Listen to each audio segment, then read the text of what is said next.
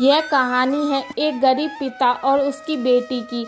एक बार वह गरीब व्यक्ति अपनी बेटी को उसके स्कूल से लेकर शहर के एक महंगे होटल में पहुंचा। उस व्यक्ति ने फटे पुराने कपड़े पहने हुए थे और उसकी बेटी स्कूल ड्रेस पहनी हुई थी। जब दोनों होटल के अंदर पहुंचे तो वेटर पूछा, सर आप क्या खाना पसंद करेंगे?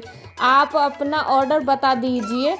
तब उस व्यक्ति ने कहा कि आप मेरी बेटी के लिए एक प्लेट पाव भाजी ले करके आ जाइए बस। वेटर ने कहा, सर आप कुछ नहीं लेंगे, आपके लिए भी कुछ लेकर आऊं?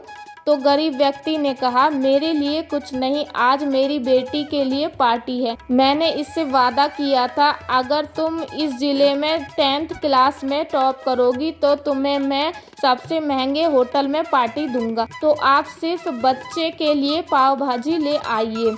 वेटर ये बात सुनते ही दौड़कर अपने मालिक के पास गया और बोला कि सर आपसे एक छोटी सी रिक्वेस्ट है कि आप मेरी सैलरी से पैसे काट लेना, लेकिन आज मैं चाहता हूं कि उस बच्ची के साथ उसके पिता को भी एक प्लेट पाव भाजी खिलाया जाए, क्योंकि उस बच्ची ने पूरे ज़िले में 10th क्लास में टॉप किया है।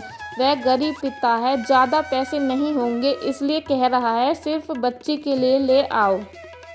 होटल के मालिक ने जब ये बात सुनी तो मुस्कुराते हुए बोला, तुम उसके पिता के लिए भी पाव भाजी लेकर जाओ, उसके लिए भी लेकर जाओ, पैसे मत लेना। 4-5 पाव भाजी पैक करवा कर ले जाओ और 2-3 किलो मिठाई भी ले जाओ और उनसे कहना ये पार्टी होटल की तरफ से है, आप ये मिठाई ले जाइए और जश्न मनाइए। जब वेटर 2 प्लेट पाव भाजी लेकर गया तो वह व्यक्ति चौंक गया और बोला, मैंने तो एक ही मंगाई थी, मेरे पास पैसे नहीं हैं। वेटर बोला, अरे सर शर्मिंदा मत कीजिए, ये पार्टी होटल की तरफ से है, आपकी बेटी हमारी बेटी ने टॉप किया है, ये मिठाइयाँ लेकर जाइए और जश्न मनाइए।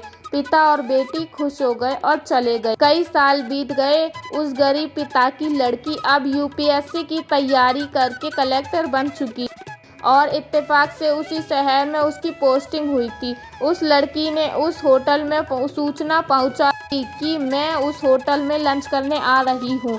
होटल के मालिक ने जब ये बात सुना तो होटल को पूरी तरह से सजवा दिया। गांव में ये बात पूरी तरह से फैल गई और कस्बे के सभी लोग उन्हें देखने आने लगे। कलेक्टर अपने पिता के साथ उस होटल में पहुंची। कलेक्टर ने होटल के मालिक से कहा कि शायद आप मुझे पहचाने नहीं, हम वही पिता पुत्री हैं जो कि हमारे 10th क्लास टॉप करने पर आपने मुझे पार्टी दी थी।